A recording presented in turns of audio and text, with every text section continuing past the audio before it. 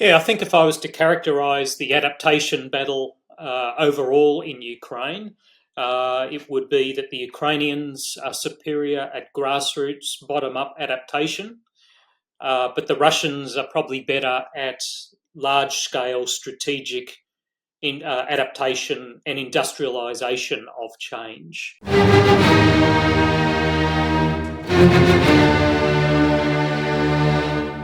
Welcome to Shield of the Republic, a podcast sponsored by the Bulwark and the Miller Center of Public Affairs at the University of Virginia. I'm Eric Edelman, counselor at the Center for Strategic and Budgetary Assessments, a non-resident fellow at the Miller Center, and a Bulwark contributor.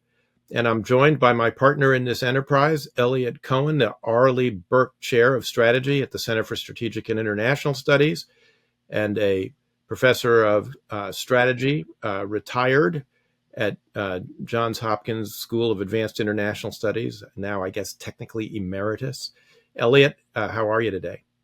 Well, I'm okay, but I was going through the mailbag, Eric, and of course these days you sometimes get these things by Twitter, and there's some guy named Jeff Mason 7013 on Twitter, and he said the following: "While I appreciate these contributors' erudition, I can't help being reminded of the curmudgeonly and cantankerous Muppets, Statler and Waldorf, from the balcony."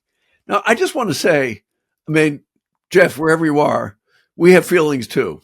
Actually, I'm not sure I have feelings, but do you have feelings? But the truth is, you and I have frequently compared ourselves to Statler and Waldorf. Yeah, that's actually true. Okay, Jeff, you're forgiven. Before we get started with our guest, who is returning for a second appearance on Shield of the Republic, I just want to say I did watch earlier today the event that our Bulwark colleague, our publisher, Sarah Longwell, hosted in Pennsylvania with Vice President Kamala Harris and Liz Cheney, whom we had on Shield earlier this year. And it was a absolutely remarkable event, and very proud of Sarah, and really delighted that we are on this Bulwark platform.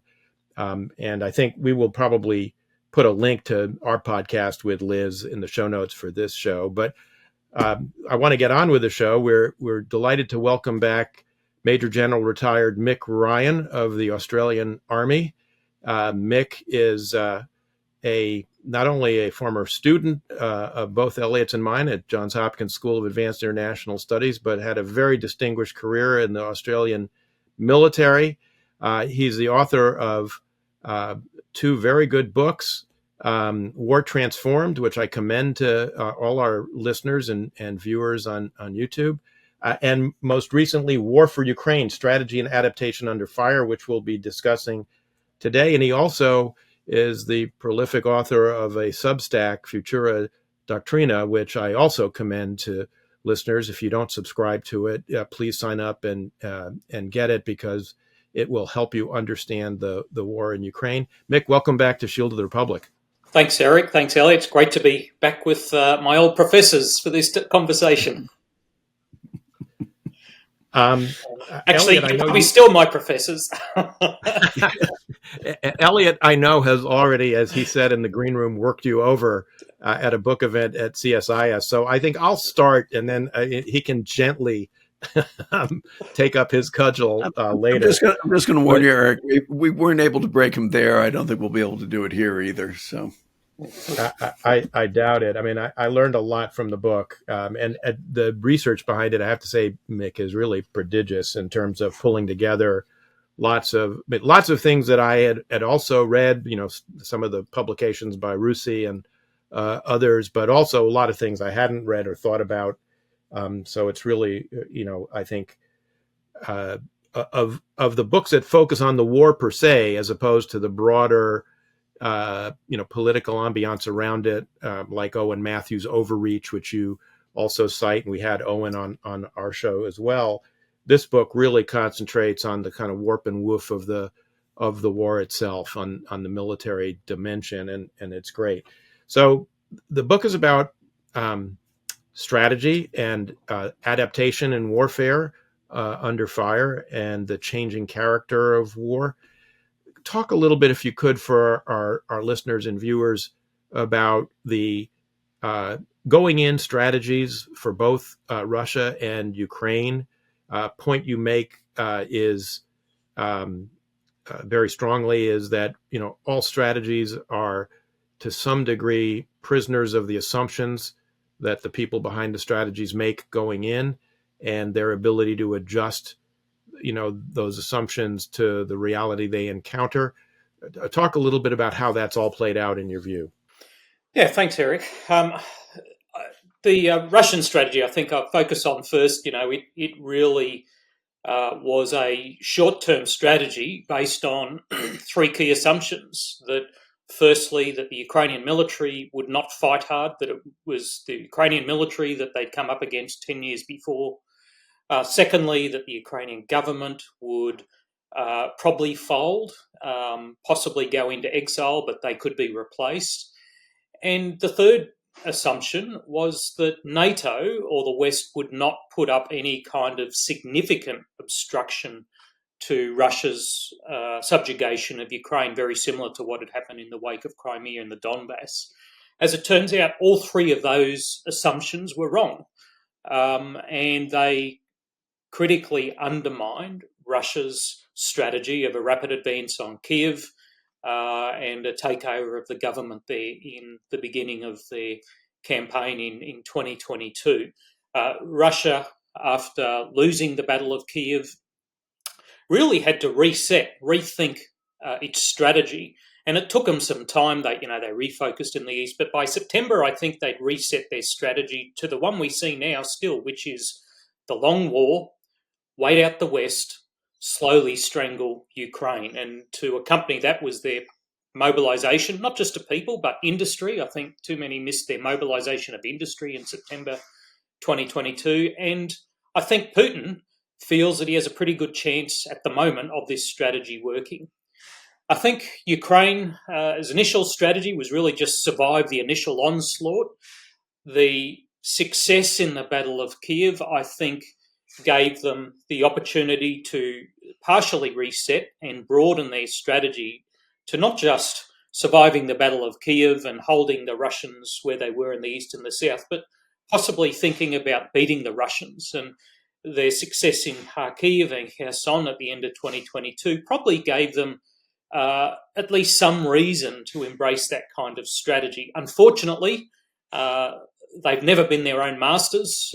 They've always been reliant on Western support, and any strategy embraced by Ukraine is really reliant on the diplomatic, financial, and military support from the West, which, to be fair, has allowed them to hold the line, but it has not allowed them really to beat the Russians in Ukraine. The Russians, adjustment. One of the adjustments was that they didn't have enough forces, as you say, to execute the kind of far-reaching regime change strategy that they initially had. And so that led Putin to declare, as you describe in the book, a partial mobilization in the fall of 22. But it strikes me, and I'm interested in your response to this, it strikes me that the partial mobilization was also a tacit recognition of a political vulnerability of Putin's, which is that the partial mobilization essentially allowed them to dragoon folks from Siberia, ethnic minorities, Tuvins, Buryats, others, into the Russian military, while not declaring a full mobilization, which would have entailed mobilizing people from St. Petersburg and Moscow and Nizhny Novgorod and other places in European Russia. And you also saw a exodus of about 1 million young men who were worried that they were going to get caught up in the mobilization. So my reading of this, tell me if I'm wrong, is that has enabled the Russians to bring in, 300,000 plus people into service, but they are not terribly well trained. They're not highly motivated. And as you document, they're being thrown into battle frequently ill-equipped, and as part of these so-called meat assaults, just literally attempt to overwhelm the Ukrainians with mass attacks of people. And even that, at that, they're having difficulty. And we now see reports that they're bringing in, ground forces from North Korea. It's not clear, how many. Reports vary from 1,500 to 10,000. Zelensky has said 10,000. We don't really know yet. But that does also seem to be a tacit admission that Putin's got a pretty serious vulnerability here at home about actually making people fight the war. Am I wrong about that? No, I think it's a great point. It's one of, I think, several lessons we can take from that mobilisation effort that began in September 2022. The first of which is that, yes, Putin does have vulnerabilities, that authoritarians still rely on some core groups to support them. And arguably, we in the West have not been very good at exploiting this vulnerability in Putin, unfortunately. It has allowed him, however, to dragoon a bunch of ethnic groups that Putin probably sees as dispensable in Russia. I mean, how else could you see those groups given how they've been used? But I also think it's probably a recognition that the 10 years of transformation that went on before the war really wasn't as successful as the Russians were telling themselves or us in the lead up to the war. This development of what they called a highly professionalised yet smaller army was not up to the task of the initial phase of the war, and was not up to the task of a longer sustained war, because they closed down a lot of the reserve and mobilisation elements. So I think there's some important points, but also it also shows us that when you do go through a rapid expansion of a military organisation, as the Russians have done, accompanied by very large casualties, at the moment running up to 1,000 a day killed and wounded, there's only so much training you can give people. Training is traditionally a fairly significant bottleneck in professional military organisations in peacetime. In wartime, it is almost impossible to keep up demand.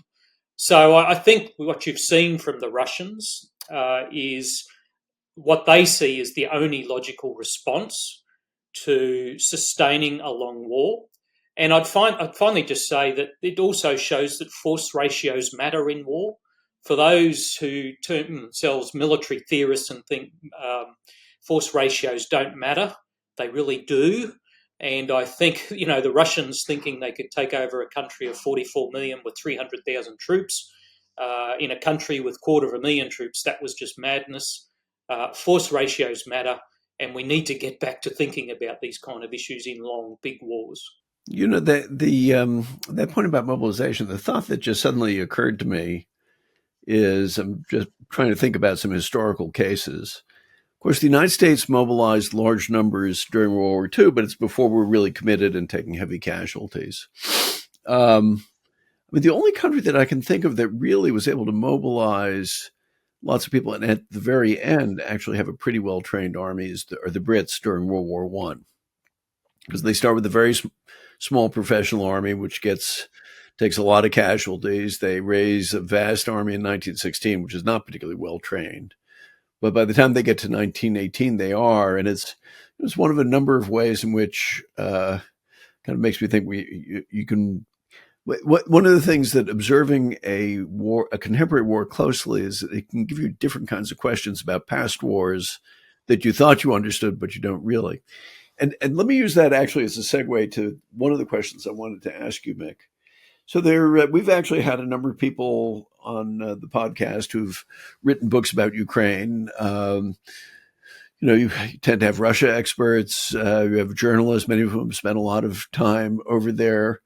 You are really as far as I know, I think the only former general officer who's written a book about it, and a very serious book, not just opinionizing. There are plenty of generals who, with differing levels of seriousness, comment and background knowledge, comment on the war. But, as we all know, writing a book is something very, very different, and doing that kind of in-depth analysis.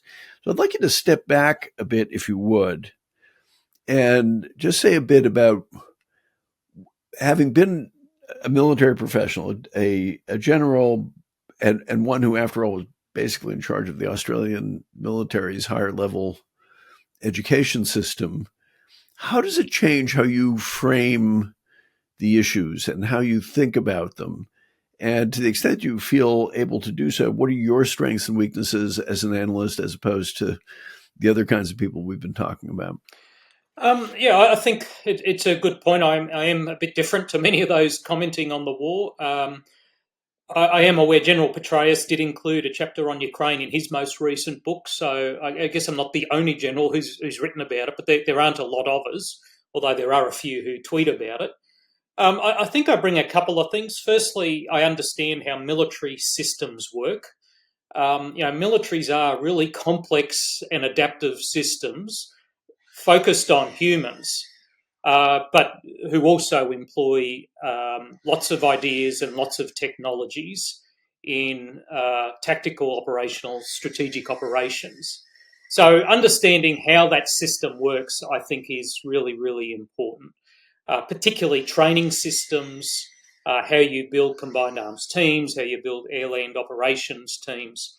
So that's important. Secondly, I think I understand the political military interface. I think that's really important to understand because really good military operations are worthless if they're not linked to sound strategic and political objectives. And I think there's a great study, a civil military relations that emerged from this war, that what you call, Elliot, the unequal dialogue. And there's been some great examples of good and bad in this throughout the war. But third, I think I bring an understanding of the difference between what Clausewitz called the nature and the character of war. I know Eric's referred to the character of war, but the nature of war is something that we refer to when you talk about the human interaction that occurs in war, the clash of wills, the duel writ large, as Clausewitz discussed, the fog, the friction of war, how surprise happens, how things happen that you don't anticipate, how things just go wrong, go foobar, as the US Army might say.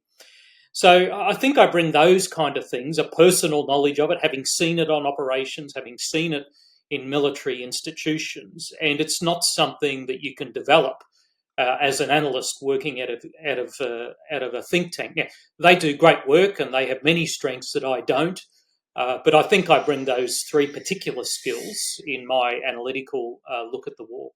Yeah, I think to that I would add that you have sort of a systematic framework for thinking about operations and tactics and how they interact with each other, that I think, unless you're really pretty deeply immersed in this stuff, you're not going to have. I was wondering, could you just say a little bit more about this distinction between the nature and the character of war? You've said a bit about the nature of war, which in some ways is unchanging or changes very little, if at all. And the character of war was what do you mean by the character of war? Well, the character of war refers to those things in war, where they're fought, the reasons they're fought, the technologies that are used, the tactics, the strategies that are used that continue to evolve. They evolve for various reasons. Firstly, because of the interplay of two sides, two belligerents. They change because national leaders have different objectives. They change because the world itself is evolving, technology evolves, these kind of things. So at the moment, I think we see a change in the character of war, firstly because of lowering the barrier of some new technologies, whether it's drones, whether it's use of AI, whether it's the meshing of civil and military sensors. I think that's changed the character of the war over the last few years. I don't know that it's a revolution in military affairs, but certainly the character of war is changing because of those three things. But also, I think it's evolving because the character of war is embracing large-scale confrontation between democracies and authoritarians in a way that we just have not seen for many decades. So that's what we talk about in the character, and the nature is something that is enduring, is not changing. There's some who might argue because of AI that it is. I think that's wrong because humans are still at heart making all the key decisions about war and confrontation in the modern era. So let me ask just one more question, then I'll hand you back to Eric. So as our listeners will recall from the previous podcast, I've grown increasingly interested in this military historian Cyril Falls, who had fought in World War I, was one of the British official history writers, was then the military correspondent of the Times, and then professor at Oxford of the history of war.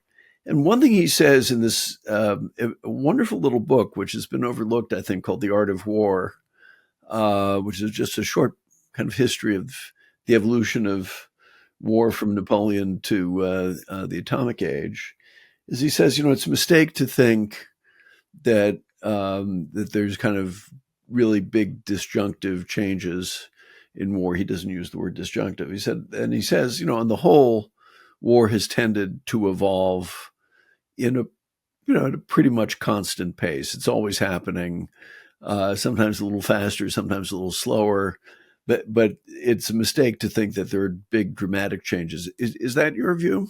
And to what extent do you think there's evidence from the Russia-Ukraine war that bears on that question? I kind of agree. I think there is a lot of continuity. You do see continuity playing out over long periods of time, but every now and then you do see discontinuities. I think the precision revolution of the 1990s, 2000s, you've written about this. I think that is a bit of a discontinuity, but I think, the biggest discontinuity is the birth of atomic weapons. I mean, that fundamentally changed how countries viewed strategy, how they viewed the interaction of nations in a strategic competition. And then, there were probably things like wireless and aircraft and a couple of other technologies that were significant discontinuities as well. So whilst in the broad, I agree there's a lot of continuities in war, and there's certainly been a lot of continuities in the war in Ukraine, every now and then it's punctuated by a significant discontinuity, which does transform the character of war. I don't think that's what we're seeing yet in Ukraine, but historians in the future may make a different judgment, and that will be their judgment to make. Mick, a major theme and element of your book is the ability of the two sides to adapt to changing conditions and technologies on the battlefield. And I think, with all the requisite spoiler alerts for potential readers of your book, you seem to suggest that overall the Ukrainians have been much more flexible, much more agile in adapting to changing circumstances on the battlefield. And while you point out that the Russians have made adaptations, you also say they've continued to do some things that are repetition of failed tactics that they've used that somehow they expect a different result. Particularly the meat assaults is one example that you use. So sketch out for us, if you would, a little bit about the comparative adaptation of the two sides, and if you might then kind of segue into a discussion of leadership, because leadership plays a big role in this, in your discussion, and it plays a big role in the adaptation of strategy and not just the tactics on the ground as well. Yeah, I think if I was to characterize the adaptation battle overall in Ukraine, it would be that the Ukrainians are superior at grassroots, bottom-up adaptation, but the Russians are probably better at large-scale strategic adaptation and industrialization of change. And I think that's a fundamental challenge for the Ukrainians, because having all the good ideas coming up to the bottom is one thing, but if you don't have the scale of defence industry or financial resources to then ensure those good ideas are made systemic and strategic, you've got challenges. The Russians, on the other hand, are pretty slow to learn. They're more fast followers of the Ukrainians than anything else.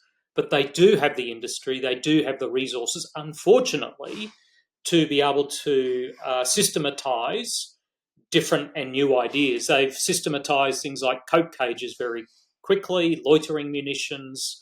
They already had an advantage in artillery and munitions production, but things like the meat tactics, which aren't just throwing soldiers at machine guns, it's a bit more sophisticated. But once again, they've industrialised that, taken the idea from Wagner, and basically institutionalised it across their military forces. So unfortunately, wars are won through, partially through your industrial capacity, and Russia is better at industrializing change than Ukraine is.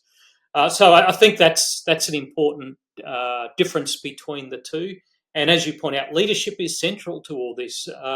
Yes, innovation at the lower levels just happens, but you can't make it systemic without leadership decisions around priorities, resource allocation, allocation of time, which is what leaders probably have are most important to do. Adaptation has to be led. And I think that's a really important point to note when we look at adaptation, whether it's tactical, strategic, or even political levels. I mean, you make another very important point in the book, which is that not all adaptation is good. I mean, there's a kind of in the literature, there's sometimes, as you point out, a kind of assumption that adaptation in and of itself is inevitably going to lead to greater military effectiveness. And as you point out, that's not always the case.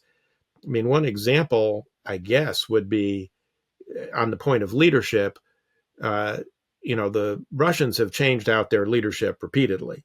And without, I would say, a lot of notable increase in effectiveness. I mean, as you pointed out, I think the UK MOD intelligence has suggested that in September they were losing 1,200 folks a day, which is just an astonishing, level of casualties in modern warfare. Could you talk a little bit about the sort of adaptation failures, as it were? Yeah, not every good idea works out, and there's sure to be many on the front lines that we've never heard about just because they didn't work. I think some of the ideas we're seeing at the moment from the Russians, motorcycle troops and these kind of things, I don't think they're good adaptations. They've largely failed. The turtle tanks, I think, work for a short amount of time, but have now really not disappeared, but aren't being used as much. And there's this great idea that I read in Harvard Business Review about a decade ago called transitory advantage, where because of the pace of change in the world, when you do develop advantage, it lasts much shorter than ever before. So you get some adaptations that just don't work out very well. And then you have others that work for a short time and then have declining effectiveness. I think, HIMARS is a great example of this. In the first month, it was extraordinarily effective. It's still effective. I mean, it hasn't been degraded as much as some will have us believe, but the Russians have largely adapted to the range and the weapons characteristics of HIMARS. So when you look at adaptation, you look at ones that work for a short time, and ones that don't work. And that's how I think we look at adaptation more holistically. That is one of the reasons, I think, why it's been in some ways so heartbreaking to see us give the Ukrainians the capability that they need, but too little of it. And we don't seem to give it with the sense of urgency and with the awareness, as you say, that any advantage you get from these things will be transitory. And so you want something where you really can maximize the effectiveness immediately. You just on the question of leadership, do you have comments about either Syrskyi or Zaluzhny, the commanders of the Ukrainian military? Well, I think Zaluzhny did a lot of things to ensure that, firstly, the Ukrainian armed forces survived the initial onslaught. And I think that was actually a considerable achievement, given some of the challenges in the Ukrainian government before the war, that, some politicians didn't accept that this would happen until very late. So Zaluzhny did some things, off his own recognizance, basically, that allowed the Ukrainians to disperse and survive the initial onslaught of the Russians. I think his leadership in the first year of the war was very fine. He clearly was one of these leaders who had learned about Western ideas, was not a traditional Soviet mold, centralist. He set up, I think, a fairly effective general staff, gave his people a fair bit of trust. But, by the time he was leaving, I think the failed counteroffensive, I think the breakdown in civil military relations between him and his president, he had to go. In a democracy, that doesn't work.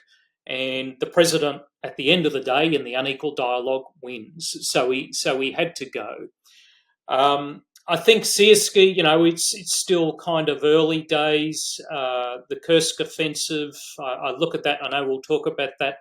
It gives me heart that they have learned from 2023, but whether it was the right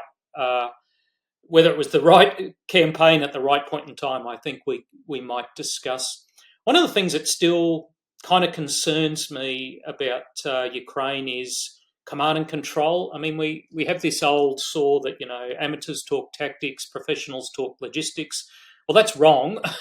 Professionals talk command and control, whether it's national, whether it's inside military organisation. That is the first and most important thing professional military leaders and their political overlords need to discuss.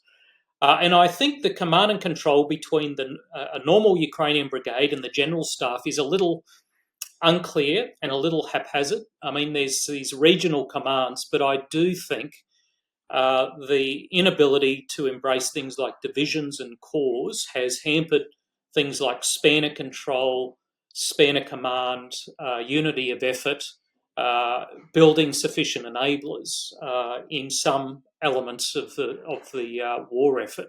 That's one area that I hope Sierski might be able to address. It's a bit of a grey area for me and for a lot of analysts, and I think it's part of the military system that I continue to look at and hope we might see some changes in. Could I just draw you out on that and then hand you back? Again, for the benefit of our listeners, when you're talking about divisions and corps, I know what you're talking about. But if you could talk about that, because there has been a trend in modern militaries to move to the brigade level, and in some cases even take out the division level. But maybe just start with the sort of the elementary things. What is a brigade? What is a division? What is a corps? Why are those higher level formations really important? What are some of the pluses and minuses? But just let's start with the primer. What do you mean by brigades and divisions and corps? Yeah, well, a brigade normally has 3 to 4 fighting battalions plus supporting battalions, engineers, artillery, these kind of things. The fighting battalions can be armour or infantry. A division is normally 3 to 4 fighting brigades. There's a good reason why it's 3 to 4. Human beings under good conditions can normally manage up to about 7 things beneath them. 7 units, 7 subunits. But under conditions of stress, cognitive science has proven this, you can probably only focus on 3, at most 4 things. So that's how militaries are organised, in 3 to 5s. Because under the stress of battle, when commanders are tired, under physical threat, have little time, managing 3 to 4 elements underneath you is about as much as you can do. So when I see regional commanders who have, 7, 8, 9, 10 brigades under them, I just don't see how that can work, when you're under a lot of stress. So that's why we form divisions, because it's the level and the amount of brigades underneath them that a single human and a commander and his staff can wield effectively over time. And then corps are, several divisions above that. Now, I know there's layers there, but that is how we've historically proven is the best way to manage large-scale ground combat formations. And by the way, that is what we're all going back to. That's what the Australian Army has returned to, with fighting divisions, with warfighting brigades underneath. It's how we work with the US Army, who are, fighting at brigade, division and corps level. That's how we expect to fight in the future. Now, there's more technology, there's different tactics, it's joint, there's air-land, there's amphib, all that kind of stuff. But this 3 to 5 idea of organising it in companies, battalions, brigades, corps, works, and that's why we do it. One of the adaptations on the Ukrainian side that you cite in the book not working, and your book really walks right up to it because it's about the counteroffensive, the failed counteroffensive last summer, is that the Ukrainians were unable to absorb some of the high-end equipment that was provided by the West, tanks and infantry fighting vehicles and some other equipment, and able to mount effective sort of combined arms operations against these very heavily fortified Russian lines, particularly in the south, but also the east. Some of that, I think, again, correct me if you think this is wrong. Some of that is attributable to our slowness in the West in providing them with a lot of that equipment, which allowed General Surovikin and others to dig in and build those multiple lines of defense that you document: the Dragon's Teeth, the trenches, the minefields, etc. But some of it also seems to have been inability of the Ukrainians to execute a kind of mobilization of their own manpower and train their forces. Again, some of the training deficiencies appear to be ours, in the sense that many of these Ukrainian troops went to Grafenwehr in Germany or other places to train. And you read anecdotally that there was a lot of complaining among Ukrainian troops that the training they got from US and NATO trainers was not very realistic compared to the war that they found themselves actually fighting. But some of it appears to be deficiencies of training on their own. And those deficiencies appear to be continuing and to be limiting for the Ukrainian military in this sort of uneven warfare with the mass of Soviet manpower. I mean, could you comment on that, failed adaptation? And how much of it do you think explains some of where we are today? Yeah, I think there's a lot of blame to go around here for the counteroffensive and the political, in particular, outcomes of the failed counteroffensive. I mean, firstly, this was a failure of policy in the West. When the Ukrainians should have been able to exploit the Russian reverses in Kherson and Kharkiv, we were having this great tank debate. Was giving tanks to Ukraine escalatory? It's like, give me a break. Really? There's already thousands of tanks on the battlefield. How is a couple hundred more tanks going to escalate the situation here? So we're in the middle of that. So there was delay in provision of equipment. So that was a contributor, which meant the Ukrainians then had to fight through this defensive zone, which didn't exist in October, November 2022. But it's only a partial contributor. I mean, I think another contributor was that some in the West and Ukraine thought they could raise brand new brigades, and if they were given lovely Western equipment, they would be up to the task. Well, that's just not true. We knew that.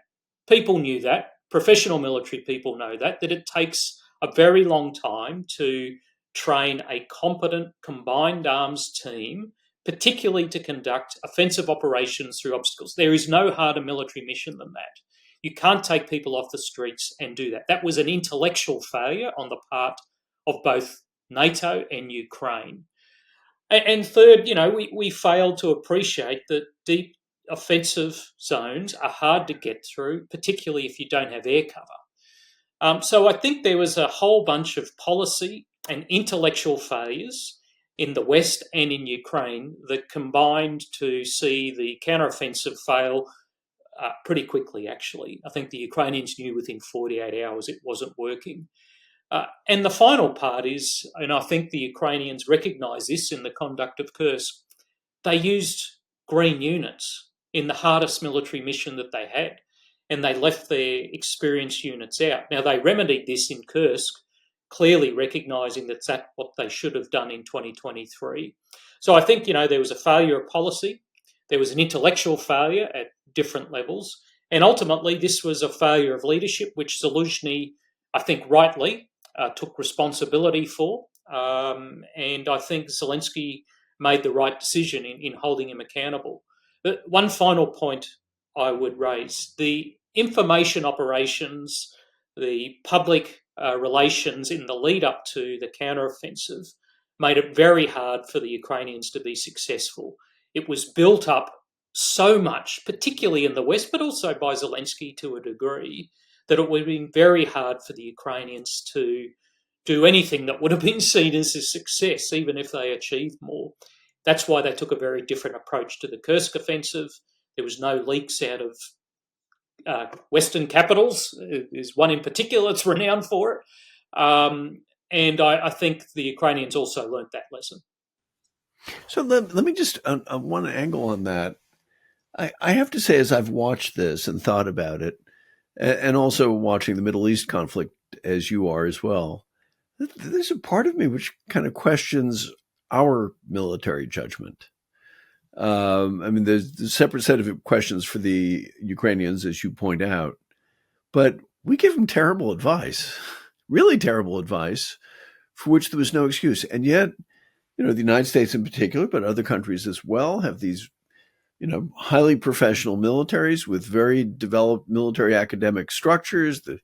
You've attended was it the School of Advanced Warfare, SAW, run by the Marine Corps. There's the School of Advanced Military Studies with the U.S. Army. Is there something problematic about Western professional military judgment? Because I will confess, I was really shaken by just how bad our advice seemed to be. I wish there was a simple answer to that. I think there's a wide variety of competency in Western military judgment. I think at the macro level, I think we've had 30, 40 years of either brushfire wars in Iraq and Afghanistan, or peace. And I think you see it, in some respects, a different breed of senior military officer. So I think that contributes. I mean, you get some that are just absolutely magnificent at every level of war, and some who are absolutely magnificent in managing a committee room.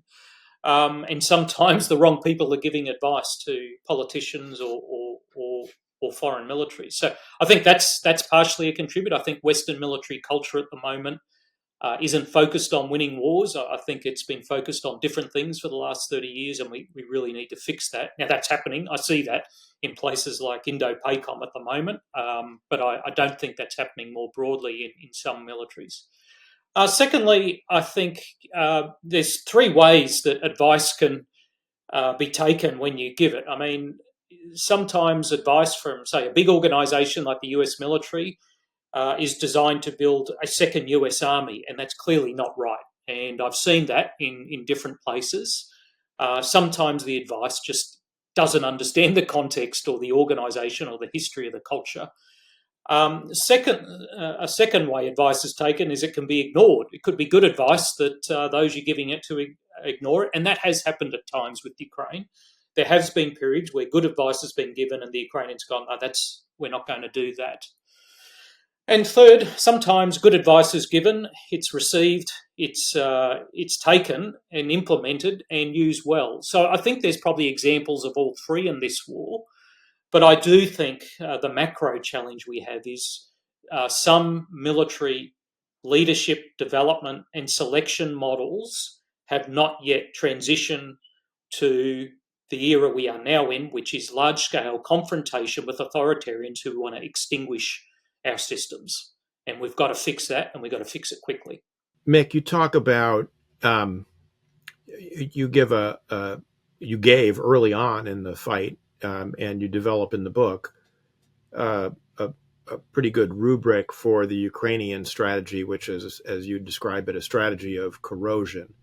And it's more than kind of the traditional idea of attrition, although it encompasses attrition, because as you argue, it's not just about attriting the military forces. It's actually about corroding the ability of Russia to be able to wage the war, both by attacking the logistics that support the military operations, as well as inflicting casualties at the front, and also waging strategic influence operations globally, and certainly at the Russian public, although that probably has been the least successful, I would say, kind of element of this.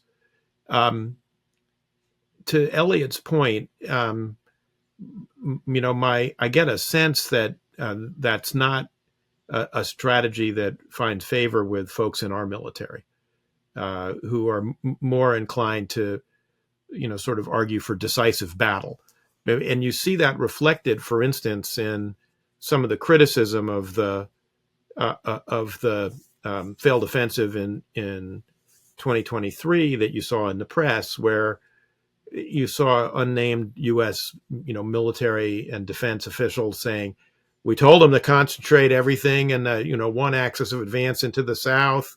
They didn't do that. They had all these people focused on attriting Russians in Bakhmut. We told them that was a mistake, etc." What's your take on all that? I'm just curious. Firstly, strategy of corrosion. I know it's something that drives some purists crazy. They said there's only two strategies. I use this strategy of corrosion to show that, in modern war, there's much larger surface areas of society that are directly in contact with each other. It's not just about militaries fighting, and it's not just militaries fighting through their societies. Societies are in direct contact with each other, trying to corrode the will of the entire nation, not just the military forces that are fighting. You've seen this, whether it's through crowdfunding on both sides for weapons and other things, through the direct contact between Ukrainian Russian citizens who are relatives, who have travelled to each other's countries over the last several generations. So I thought corrosion explained that better, because this is a societal interaction that you didn't really see in, the wars of the 20th century. You didn't see it in the brushfire wars of Iraq and Afghanistan. So I wanted a word that kind of explained that societal interaction better. The quest for decisive battle, well, you've still got to do that. You can't win wars without winning battles, but wars are about more than winning battles. And I think it's about how do you balance the ability to decisively defeat your enemy on the battlefield, whether it's in the air, in space, on the surface or under the ocean or on the ground, but also be able to defeat them economically, defeat them in the diplomatic realm, and most importantly, defeat their will, defeat their strategy to achieve what they want out of wars. I think, if we can balance all those things beyond just decisive battle, we'll be in a better place. But yeah, unfortunately, too many militaries, we are overly focused on the decisive battle when there's far more to winning wars than that. Wars aren't military affairs, they're national affairs. That's a long-standing theme in military history, where you have military theorists who are looking for the decisive battle, and whether it's submarine, anti-submarine warfare, or strategies which are of corrosion or attrition, which could be something a little bit different. That militaries don't like it. We're getting close to the end, so I have one final question I wanted to pose to you, which I think is related to all this. So it seems to me that there are really four campaigns going on here. There is a kind of terrestrial combat.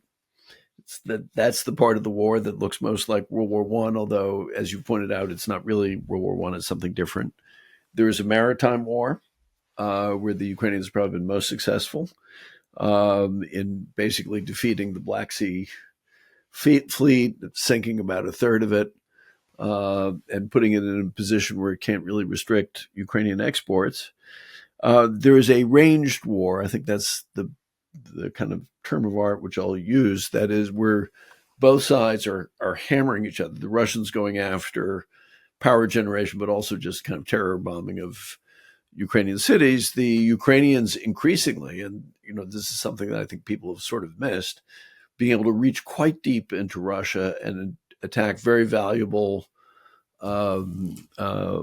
targets related to the production of energy, and also just military logistics, and then, as we were discussing before we got on, an information political war, which includes subversion, but also black propaganda, white propaganda, and all that. So 4 different campaigns. And my question to you is, do you feel that those just sort of march in parallel? Which is, I've always thought, I've never really particularly liked the American jargon about lines of effort, because it implies that these things are each in their own lane. Whereas my instinct is, no, they're actually kind of interactions and synergies and so on. So could you just talk about the relationship among those 4 different campaigns? And if you think there are 5, let me know what they are.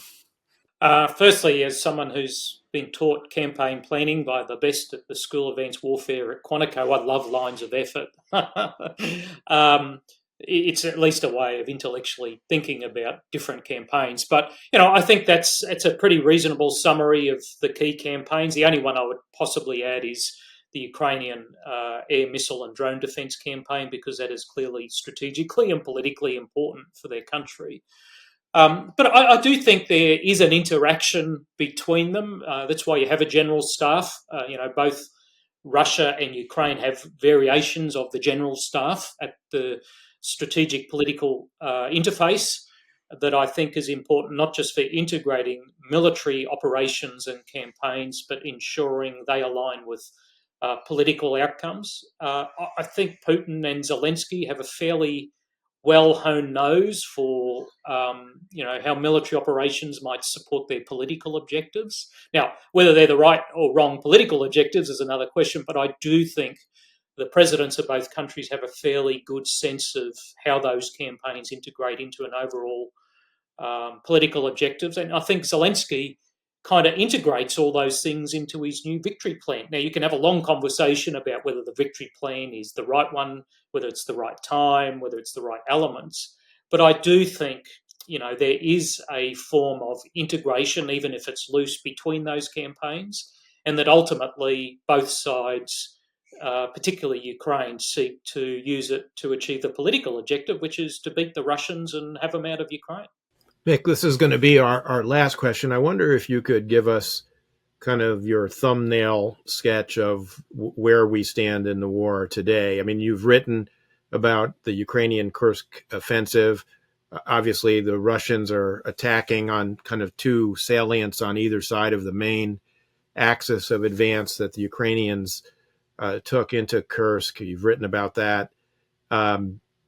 There are these micro advances that they've made. I mean, Vuhledar has fallen, which sort of is a kind of hinge between the southern theater and the eastern theater of operations, but really not much progress towards Pokrovsk or to Chasiv Yar, which, 2-3 months ago, people were saying key strategic, territory that's, about to fall to these Russian advances. They're taking these incredible losses. They're bringing in North Korean troops.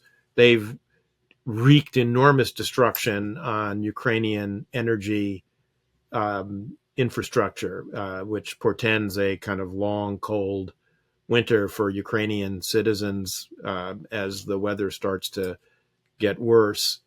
And looming all over this, of course, is our own presidential election and the question of whether there'll be more aid forthcoming to Ukraine or not. Some efforts by Europeans to front load or, pre-position stuff in case there's a cutoff by a putative Trump administration. And in general, I would say there's a sort of sense of, sort of gloominess that this is not going as well as, many of us would have hoped. Tell us kind of where you think this all stands. Unfortunately, I think that's a really accurate and good summary of where we're at the moment. I think if I was to use one word for Ukraine's situation at the moment, it would be grim. It's recoverable, but at the end of the day, despite the fact that Russia is only taking very small portions of Ukraine in the east and taken massive losses, Putin has been able to leverage this to change the perception of many in the West, particularly politicians who know nothing about strategy or military affairs, to have them think, well, the Russians are doing well, maybe now's the time to negotiate. Now, they've totally abrogated their responsibilities in saying we want Ukraine to win. I still haven't heard any politician to say that. Certainly didn't hear it in the presidential debate in the US. I think the problem Ukraine really has at the moment is too many leaders are more afraid of Russia losing than Ukraine losing. And that is both a strategic and a moral problem in Western leadership at the moment. Is one, we don't know how to win, and secondly, we haven't decided we want to win. And until we do that, I think Ukraine is going to continue to have problems. And as you point out in your book at the end, with potential consequences for how this ongoing struggle between democracies and autocracies will play out in the future. Mick, thank you so much for joining us. Our guest today has been Mick Ryan, the author of The War for Ukraine, Strategy and Adaptation Under Fire. He's also the author of War Transformed and Futura Doctrina, a terrific Substack. Everyone should immediately subscribe to it. And Mick, we hope to have you back in the future, hopefully with a more upbeat discussion of where we stand in the war. But thank you for this. Thank you, Eric. Thanks, Elliot. It's been great to be with you again.